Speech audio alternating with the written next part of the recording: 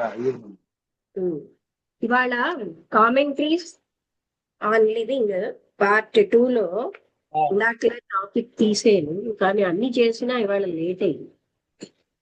అది కనెక్ట్ అవ్వక లేట్ అయింది. అవునవును. అదేంటంటే మంచి టాపిక్కే ఇవాళ.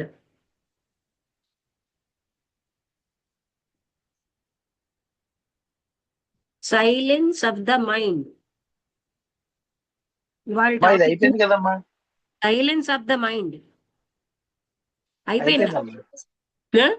ఆ, అవ్వలేదు. అయిపోయిందమ్మా. ఒకసారి అయిపోయిందమ్మా. 9 నెక్స్ట్ 9 టాపిక్ అయ్యిందమ్మా. అది అని నేను చెప్పాను. ఆహా, అందులో 9వ తారీఖు 9/25 అయిపోయింది. సైలెన్స్ ఆఫ్ మైండ్ రాశాను నేను. అయిపోయిందా? ఒక్కసారి నేను చూస్తాను ఉండండి. అంటే ఒక్క 2-3 లైన్లు చదివితే what is the birds binds us together. It is not our needs, neither preoccupied. లేదండి, నేను చెప్పాను next topic silence of the mind అని. సరే ఇంతకు అమ్మా. ముందు ఇంతకు ముందు అయిన టాపిక్ ఏంటి తెలుసా? హెల్ప్. ఫిఫ్త్ అయిపోయింది. సైలెన్స్ ఆఫ్ ద మైండ్ కూడా అయిపోయిందా? పోనీ మరొకసారి చదువుదాం వీళ్ళందరూ. అయిపోయిందమ్మా. అంటే అలాగే అలాగే అలాగే ఆకాశం అంతా నీలంగా ఉంది, సూర్యుడు తేమ, ఇవన్నీ ఆ చదువుతారు కదా ఆయన. సూర్యకాంతి కిరణాలు ఏంటండి?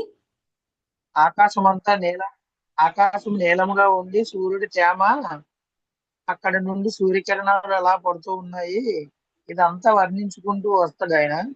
మనిషి అన్వేషణ, మానవుడి నష్టాల్లో నేను చాలా జెల్సీగా పడ్డాను అని అలా టాపిక్ అంతా ఉందమ్మా. మీరేంటి తెలుగులో ఉందా? అది ఆకాశం నీలంగా నేను ఉందని రాసుకున్నాను కాదు, అలాగా సముద్రానికి అవతల చల్లటి గాలి ఉంది, అలా వచ్చింది. ఆ, అవునమ్మా. ఆకాశం ఏమో నీలంగా అంటే లేదు, చెప్తున్నాను మామూలుగా మీకు. సూర్యుడు అది మధ్యలో ఉంటది మీకు. కాదు, ఆకాశం నీలంగా లేదని వచ్చింది. అదే అమ్మా, ఆకాశం నీలంగా లేదు, సూర్యుడి తేమ అలా ఉన్నది, అక్కడ సూర్యకిరణాలు పడుతూ ఉన్నాయి, అక్కడి నుంచి అలాగా అవన్నీ. అంటే మధ్య మధ్యలో రాసాం అక్కడ పర్వతాలు ఎంతమంది ఇది విన్నారు? కాలిపోతూ వినలేదు ఉన్నాయి, కదా? అయితే వేడిగా మళ్ళీ ఉన్నాయి. చదువుదామా? సైలెన్స్ ఆఫ్ ద చదవండి అమ్మా, మైండ్. పర్వాలేదు, ఇబ్బంది లేదు. అసలు ఓకే అసలు అమ్మా. ఒకసారి ఉండండి. ఇందులో లాస్ట్ లో ఏంటి? ఈ ఈ silence to be cultivated carefully, nurtured and strengthened, and who is the cultivator? ఇది రాలేదండి, అవలేదు. సరే అమ్మా, సరే. He had come from a far distant land, though he had polio. వచ్చిందా? The paralyzing disease. ఆయన పోలియోతో వచ్చాడు. ఓకే, ఇదే చదువుకుందాం. Silence of the mind. Okay అమ్మా. రమగారు, మీరు విన్నారా ఇది? వసంత గారు, మీ జ్ఞాపకం లేదా? లేదమ్మా, వినలేదు నేను. అది ఆ, అంటే పోలియో అనేది నాకు అదే గుర్తొస్తుందమ్మా, విన్నట్టు అనిపిస్తుంది.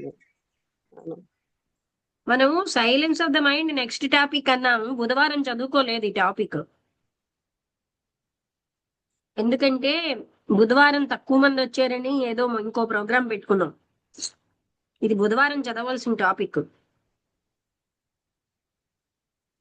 చూద్దాం, ఏదైనా అందరు వినలేదు కనుక మరొకసారి చదివినా నష్టం లేదు. ఇది సైలెన్స్ ఆఫ్ ద మైండ్ అనే చెప్పండి. అలాగే ఉంది. రికార్డింగ్ అయిపోయిందా? ఆన్ అయిపోయింది అలాగే కదా? అమ్మా. ఉం. ఓకే అమ్మా, స్టార్ట్ చేస్తాను. ఓం శ్రీ సద్గురుభ్యో నమః. 15/9/2025 commentaries on living part 2 by Jiddu Krishnamurti గారు. ఈ రోజు topic silence of the mind అనే టాపిక్ మీద శ్రీ లక్ష్మీ మేడం గారు సంభాషణ చేసి వివరణ చేస్తారు. అక్కడ దూరంగా చల్లటి సముద్రం ఉంది. అయితే చాలా అంటే అక్కడ ఎలా ఉందంటే ఇన్సఫరబ్లీ, అంటే ఇట్ వాజ్ ఇన్సఫరబ్లీ, భరించలేనంత వేడిగా ఉంది. ఆ చెట్ల కింద మాత్రం కూడా వేడిగానే ఉంది. ఇంట్లో కూడా ఆకాశం నీలంగా లేదు. సూర్యుడేమో ప్రతి అంటే తేమలో ఉన్న ప్రతి బిందువుని పీల్చేసినట్టుగా ఉంది. ఆ సముద్రం నుంచి వచ్చిన గాలి ఆగిపోయింది. ఆ పర్వతాలేమో వాటి వెనకాల క్లియర్ గా క్లోజ్ గా సూర్య కిరణాలని రిఫ్లెక్ట్ చేస్తున్నాయి. ఆ రెస్ట్లెస్ గా ఉన్న కుక్క అక్కడ దాని హృదయం బద్దలైపోతుందా అన్నట్టుగా ఆ వేడిని తట్టుకోలేకుండా ఉంది. అలాగనే అక్కడ క్లియర్ గా ఆ ఎండతో నిండిన రోజులు వారం తర్వాత వారం, నెల తర్వాత నెలవ ఏ మాత్రం ఆకుపచ్చ లేకుండా, స్ప్రింగ్ లో రెయిన్స్ వర్షాలు లేకుండా అవి గోధుమ రంగులోకి అయిపోయి భూమి కూడా చాలా ఎండిపోయి గట్టిగా అయిపోయింది. అయినా కూడా అక్కడ సౌందర్యం ఉంది ఆ కొండల మీద. అది అక్కడ ఆకుపచ్చని ఓకు ట్రీ ఆవల ఎండుగడ్డి, అక్కడున్న రాళ్ళు ఆ మౌంటైన్స్ మీద వాటితో నిండి ఉంది. ఆ హిల్స్ నుంచి వెళ్లే మార్గము హై మౌంటైన్స్ కి వెళ్లేది చాలా డస్టీగా రాళ్లతో రఫ్ గా ఉంది. అక్కడ ఏ రకమైన జలపాతాలు లేవు. ప్రవహించే నీరు యొక్క చిహ్నం ఎక్కడా లేదు. వేడి మాత్రం చాలా తీవ్రంగా ఉంది ఆ కొండల మీద. ఆ చెట్ల యొక్క నీడలో ఎండిపోయినటువంటి ఆ రివర్ బెడ్, అది అక్కడ కొంచెం సహించేటట్టుగా చల్లటి గాలి ఆ సముద్రం నుంచి, ఆ వ్యాలీ అంటే నుంచి వస్తుంది. ఇంత హైట్ లో ఆ నీలపు సముద్రం అన్నది కనబడుతోంది ఎన్నో మైళ్ళ దూరంలో. అది చాలా ప్రశాంతంగా ఉంది. అక్కడ పక్షులు కూడా ప్రశాంతంగా ఉన్నాయి. ఒక నీలపు జే అనే పక్షి అది ఎప్పుడు సౌండ్ చేస్తూనే ఉంటుంది, ఎప్పుడు దెబ్బలాడుతూనే ఉంటుంది. అది మాత్రం ఇప్పుడు రెస్ట్ తీసుకుంటుంది. ఒక గోధుమ రంగు లేడీ ఆ మార్గం నుంచి వస్తుంది. ఎంతో ఎలర్ట్ గా, వాచ్ఫుల్ గా అన్ని వైపులా చూస్తూ ఉంది. దాని మార్గాన్ని ఆ పూల్ వైపు వెళ్ళింది. Only bed of the stream, అక్కడ మాత్రమే కొంచెం నీరు ఉందిగా. అక్కడికది ఆ రాళ్ల మించి వెళ్ళి దాని యొక్క పెద్ద చెవులని ఇటు అటు తిప్పుతోంది. పెద్ద కళ్ళని అన్నిటి మూమెంట్ ని గమనిస్తూ ఆ బుషెస్ లోంచి దాని యొక్క అదేం చేసిందంటే దానికి కావలసినంత నీరు తాగేసింది. ఆ పూల్ కి దగ్గరలో ఒక నీడలో అక్కడ కూర్చుంది. కానీ దానికి హ్యూమన్ ప్రెజెన్స్ అక్కడ ఉన్నట్టు తెలుస్తోంది. అది చూడలేకపోతోంది, కానీ అదేమో అనీజీగా ఆ మార్గం ద్వారా వెళ్ళిపోయి డిసప్పేర్ అయిపోయింది, అదృశ్యం అయిపోయింది. ఎంత కష్టం ఇది. ఒక వైల్డ్ డాగ్ అన్నది ఆ కొండలలో దానికి అదే కలర్ ఉంది అనమాట. ఆ కొండల కలర్ లోనే ఉంది అది కూడా. మన దృష్టిని కానీ దాని మీద పెట్టకపోతే అక్కడ ఆ డాగ్ ఉన్నట్టు కూడా తెలీదు.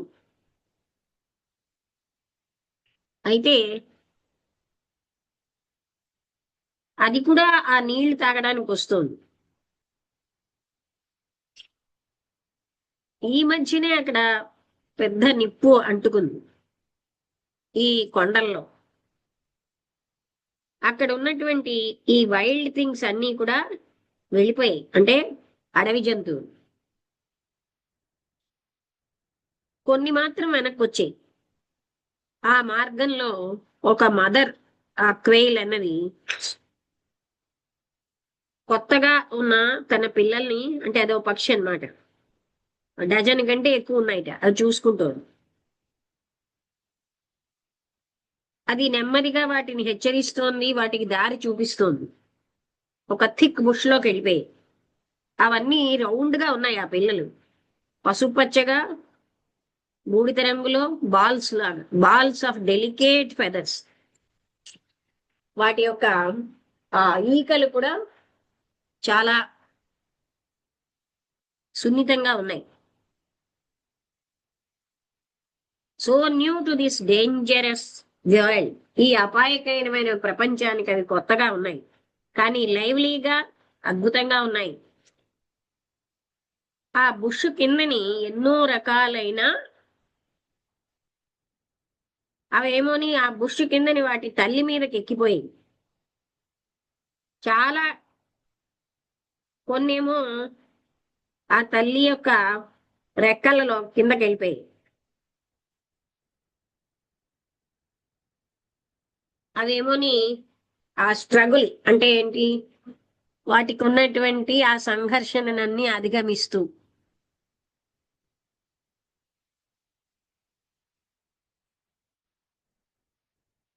మనందరినీ బంధించేది ఏంటి, ఇవి మన అవసరాలు కాదు, అలాగే మన ఆర్థిక వ్యవహారాలు కావు, మన పరిశ్రమలు కావు, లేకపోతే నదీ తీరాలు గాని, చర్చిలు గాని, బ్యాంకులు గాని, ఇవన్నీ ఐడియాసే, మన ఐడియాస్ యొక్క ఫలితంగా వచ్చినవే. మన ఐడియాస్ మనని బంధించట్లేదు, మనని దగ్గరగా తీసుకురావట్లేదు. మన అందరం సదుపాయాల కోసం ఒక దగ్గరికి వస్తున్నాం, లేకపోతే అవసరం కోసం, అవసరం, అపాయం, ద్వేషం, పూజ, కానీ ఇవేవి మనని బంధించట్లేదు. ఇవన్నీ మన నుంచి పడిపోతాయి. మనం ఎప్పుడూ ఒంటరిలమే. ఈ ఏకాంతంలో ప్రేమ ఉంటుంది. మనందరినీ దగ్గరగా చేసేది ప్రేమ ఒక్కటే. ఒక్కసారి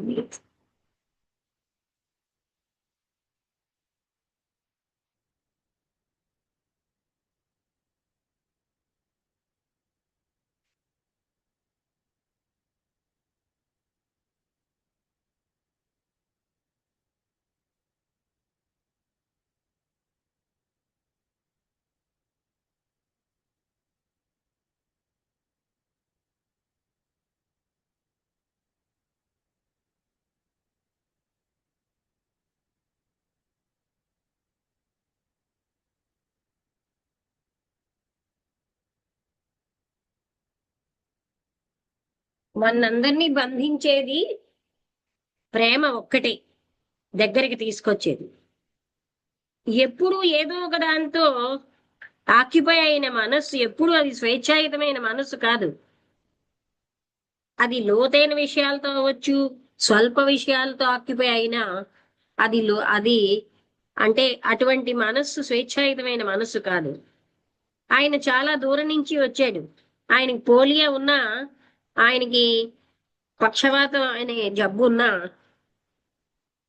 ఒకప్పుడు అలా ఉన్నా, ఇప్పుడు ఆయన నడవగలుగుతున్నాడు, కారు డ్రైవ్ చేయగలుగుతున్నాడు. ఇంకా ఇతరుల్లాగే ఆయన కూడా ఈ కండిషన్ లో ఎన్నో రకాల చర్చెస్కి వెళ్ళాడు, మతపరమైన సంస్థలకు వెళ్ళాడు. ఆయనకి ఏది తృప్తినివ్వలేదు, ఆయన అన్వేషించడం ఆపలేదు. నేను అనుకుంటున్నాను, నేను చాలా సీరియస్ గా, నాలో అసూయ ఉంది. మోస్ట్ ఆఫ్ మాలో ఎంతో మంది ఆశయాలతో, లోభంతో, అసూయతో నడపబడుతున్నాం. అవన్నీ అడ్డు లేకుండా, అంటే మాకు ఆ ఆ నిరంతరాయంగా సరే మానవుడికి శత్రువులు, కానీ ఏ ఒక్క మానవుడు లేకుండా లేడు. నేను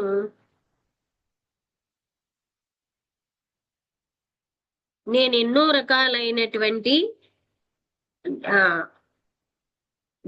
రకరకాలైనటువంటి నిగ్రహాలు నేను ఏర్పరచుకున్నాను. అవి రాకుండా నేను నిగ్రహించుకున్నాను, అసూయ రాకుండా. అయితే నేను ఎన్ని రకాలుగా ప్రయత్నించినా మళ్ళీ నేను అసూయలో తిరిగి తిరిగి చిక్కుకుపోతున్నాను. ఇది ఎలా ఉంటుందంటే, పైకప్పులోంచి వచ్చే నీరు బొట్లు బొట్లుగా లాగా నేను ఎక్కడున్నానో తెలుసుకునే లోపలే నేను అతిగా అసూయతో ఉన్నానని తెలుస్తోంది. మీరు ఈ ప్రశ్నకి డజన్ సార్లు జవాబు చెప్పారు. మీకే గాని సహనం ఉంటే నేను మిమ్మల్ని అడగదలుచుకుంటున్నాను. వ్యక్తి ఈ శ్రమతో కూడినటువంటి అసూయ నుంచి ఎలా బయటపడాలి? అయితే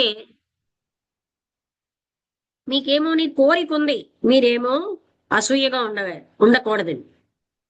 అందుకని మీకు సంఘర్షణ వస్తోంది, వ్యతిరేకతలు.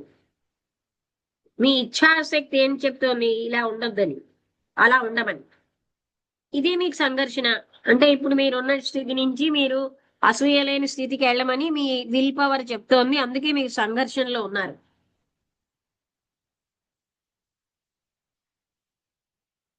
ఈ నిరంతరాయమైన ఈ సంఘర్షణ, మనం ఏమనుకుంటామంటే ఈ సంఘర్షణ అన్నది జీవితంలో ఒక సహజమైన పద్ధతే. కానీ ఈ నిరంతరాయమైన సంఘర్షణ ఇప్పుడు మనం ఉన్నదానికి, మనం అవ్వాలనుకున్న దానికి మధ్యలో అది ఎంత గొప్పదైనా, ఆదర్శమైనదైనా, ఆ కోరిక, ఆ ప్రయత్నం అన్నది, నేను అసూయగా ఉండకూడదన్న ప్రయత్నం ఒకటే. అంటే అసూయగా ఉండకూడదన్నది గొప్ప విషయమే అయినా, నేనున్న స్థితికి నేను ఉండబోయే స్థితికి మధ్యలో సంఘర్షణ జరుగుతూనే ఉంటుంది. ఎవరైనా దీన్ని అర్థం చేసుకుంటే, ఇప్పుడు మనం ఈ సంఘర్షణ, ఈ వ్యతిరేకతలు, అప్పుడు ఈ ద్వైతంలో ఉన్న ఈ సంఘర్షణ ఆగిపోతుంది.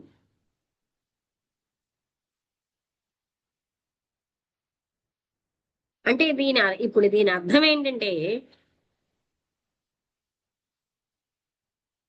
ఈ సత్యాన్ని మీరు ఇమ్మీడియట్ గా చూడాలి. ఈ అవగాహన అన్నది చాలా ముఖ్యమైన విషయం. దీన్ని మీరు ఆలోచించాలి. అంటే ఆలోచించాల్సిన విషయం కాదు, నాట్ హౌ టు బి, అసూయలోంచి ఎలా బయటపడ్డం అన్నది ముఖ్యం కాదు.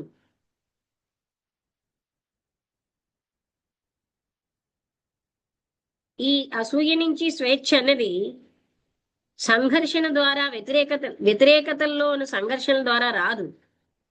కానీ కేవలం దాని అవగాహన, ఆ యథార్థ స్థితిని అవగాహన చేసుకోవడం ద్వారా వస్తుంది.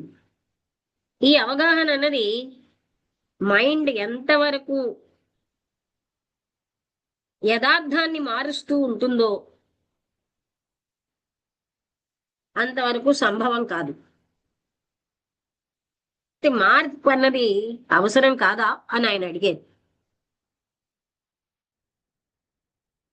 ఇచ్ఛాశక్తితో మార్పు సంభవమా?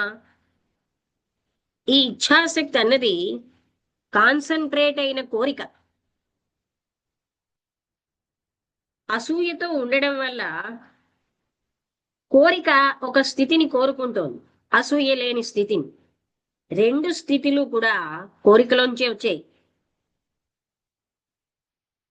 కోరిక అన్నది మౌలికమైన మార్పును తేలేదు. అయితే ఏమిటి తెస్తుంది? ఆ యథార్థం యొక్క సత్యాన్ని మీరు అవగాహన చేసుకోవాలి.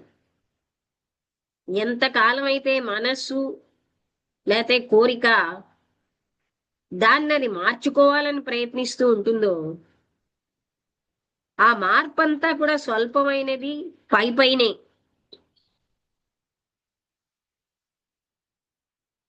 ఈ సత్యాన్ని మీరు అవగాహన చేసుకోవాలి.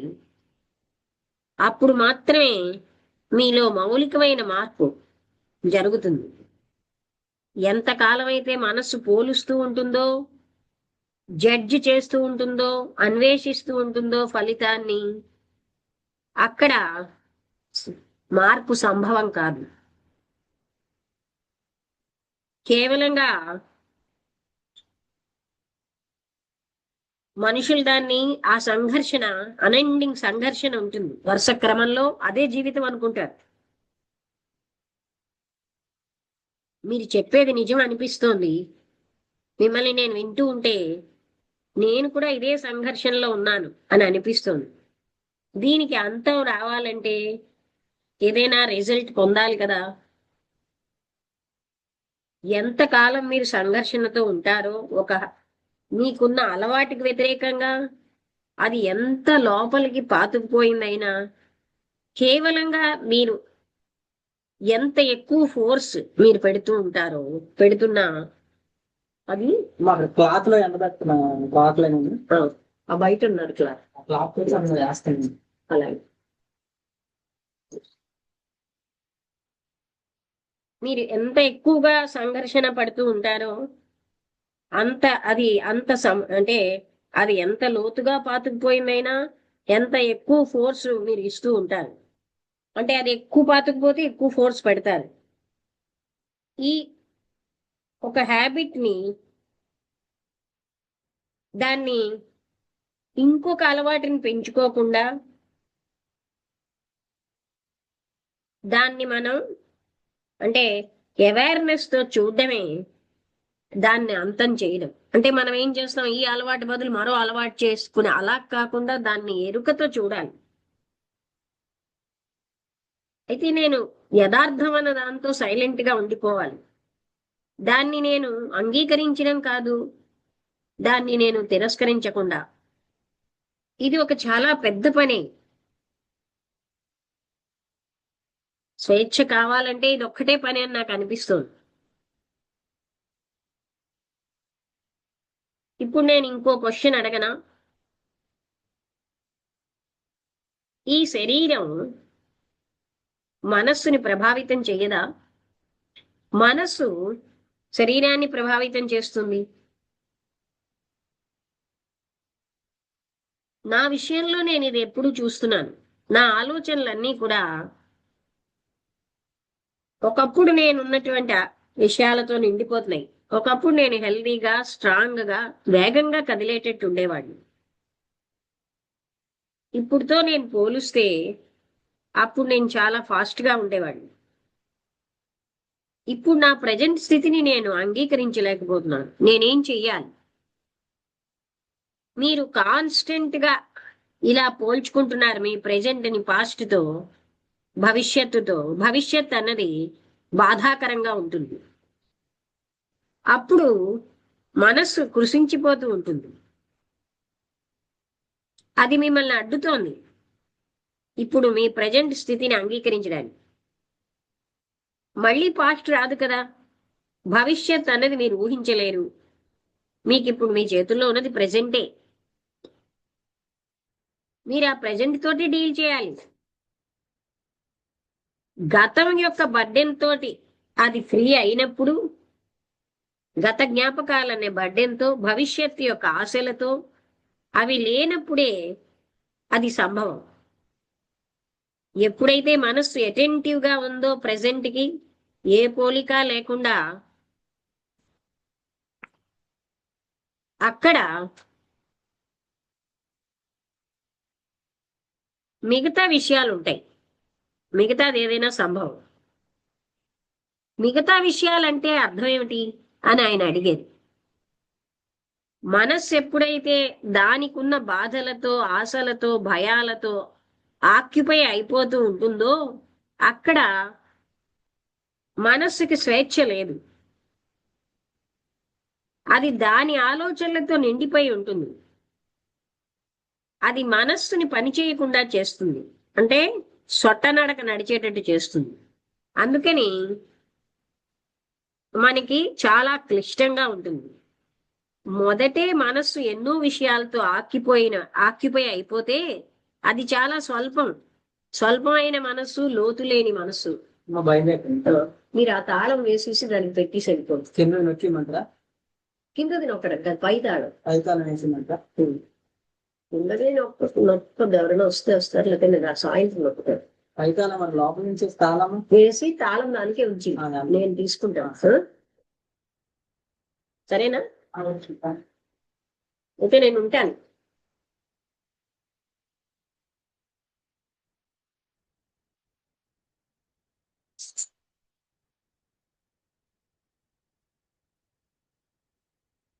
అయితే మనస్సు అన్నది ఆక్యుపై అయిపోయి ఉంటుంది. అలా ఆక్యుపై అయిన మనస్సు దాన్ని లోతు లేకుండా స్వల్పంగా అయిపోతుంది. ఎప్పుడు దేంతోటో దాంతో అయిన మనస్సు, ఆక్యుపై అంటే ఆవరించబడిన మనస్సు స్వేచ్ఛాయుతమైన మనస్సు కాదు.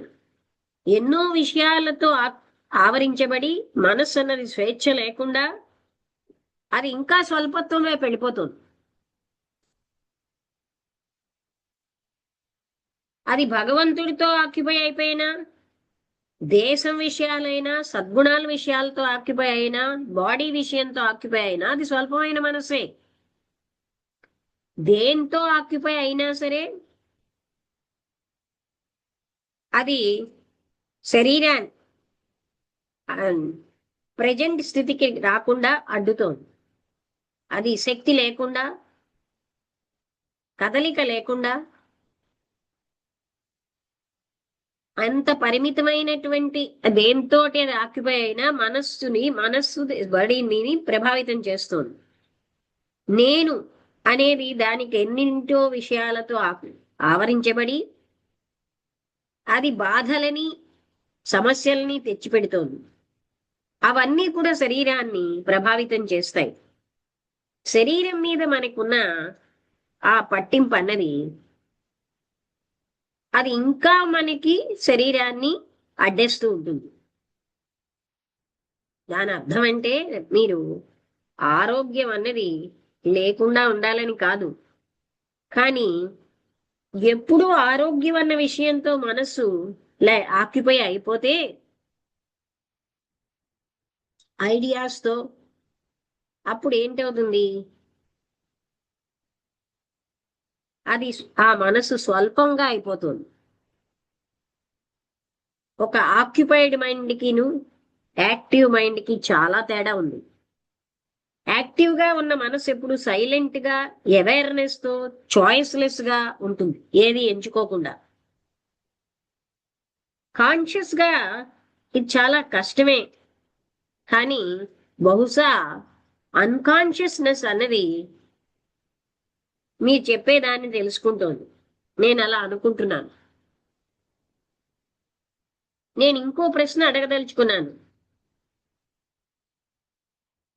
నా మనసు సైలెంట్గా ఉన్న ఎన్నో క్షణాలు ఉన్నాయి, కానీ ఈ క్షణాలన్నీ చాలా అరుదుగా ఉన్నాయి. నేను మెడిటేషన్ అనే విషయం మీద ఆలోచించాను, ఎన్నో చదివాను, మీరు చెప్పిన విషయాలు కూడా చదివాను. చాలా కాలం అంటే నా శరీరం అన్నది నాకు అతి కష్టంగా ఉండేది. ఇప్పుడు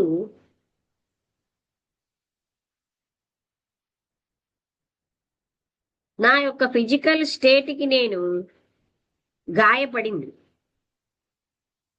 అందుకని నేనేమనుకుంటున్నానంటే ఈ సైలెన్స్ అన్నది చాలా ముఖ్యమని. ఏ విధంగా నేను మొదలు పెట్టాలి? అయితే సైలెన్స్ అన్నది పెంపొందించుకోగలరా? దాన్ని జాగ్రత్తగా పోషించి బలపరచగలరా? ఎవరు ఈ కల్టివేట్ చేసేది? ఎవరు? మీ అస్తిత్వం కంటే సైలెన్స్ వేరేగా ఉందా? సైలెన్స్ అన్నది ఒక నిశ్చలమైన మనస్సు ఎప్పుడైతే కోరిక డామినేటింగ్ గా ఉంటుందో మిగతా అన్నిటిపైన, అప్పుడు అది నిగ్రహాన్ని తెస్తుంది. మనస్సు డిసిప్లిన్డ్ గా ఉన్నప్పుడు సైలెన్స్ ఉంటుందా? మనస్సుని కంట్రోల్ చేసినప్పుడు ఇవన్నీ కూడా ఒక సెన్సార్ అంటే ఏంటి, ఇది మంచిది ఇది కాదనే వాడిని తయారు చేసినాయి. హయ్యర్ సెల్ఫ్ అన్నది అది కంట్రోల్ చేస్తూ ఉంటుంది, ఇది మంచిది ఇది కాదు అని. అసలు అలాంటిది ఒకటి ఉందా? ఆ హయ్యర్ సెల్ఫ్ కూడా ఆలోచనే తయారు చేసింది కదా. ఆలోచన ఏం చేస్తుందంటే ఇది హై అని ఇది లో అని వేరు చేస్తుంది. అలాగే ఇది శాశ్వతం ఇది అశాశ్వతం, ఇది నిశ్చలత్వం ఇది గతంలోంచి వచ్చింది. అదే ఇవన్నీ కూడా మనకి గతంలోంచి ట్రెడిషన్లోంచి సమయంలోంచి వస్తున్నాయి. ఈ వెడగొట్టడాలన్నీ కూడా అవి భద్రంగా ఉంటాయి.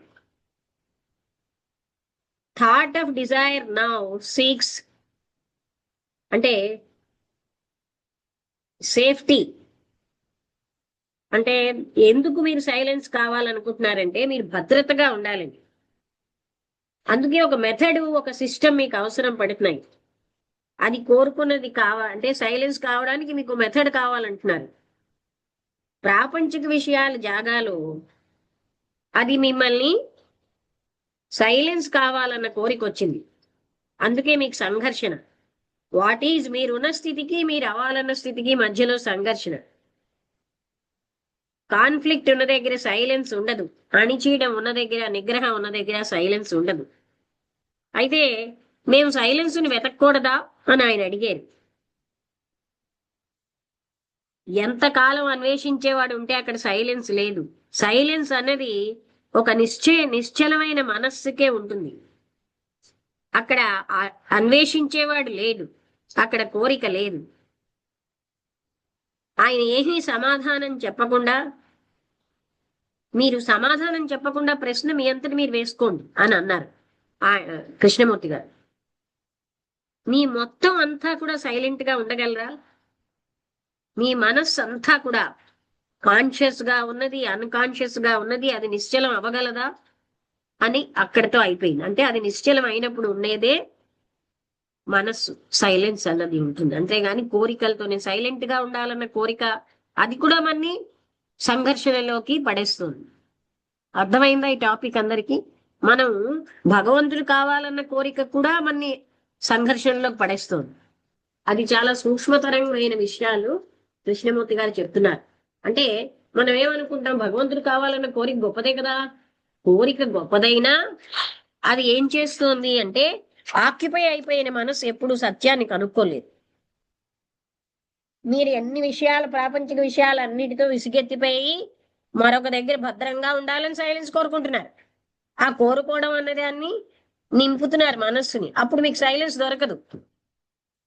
ఏ కోరిక లేనప్పుడు, ఏ నిగ్రహం లేనప్పుడు నిశ్చల స్థితి, ప్రాపంచిక విషయాలతో నిండిపోయి ఉండనప్పుడు, ఏ సంఘర్షణ లేని మనసుకి ఉండేదే సైలెన్స్. అర్థమైందా అందరికీ? చంద్ర గారు, రమ గారు మీకు అర్థమైందా?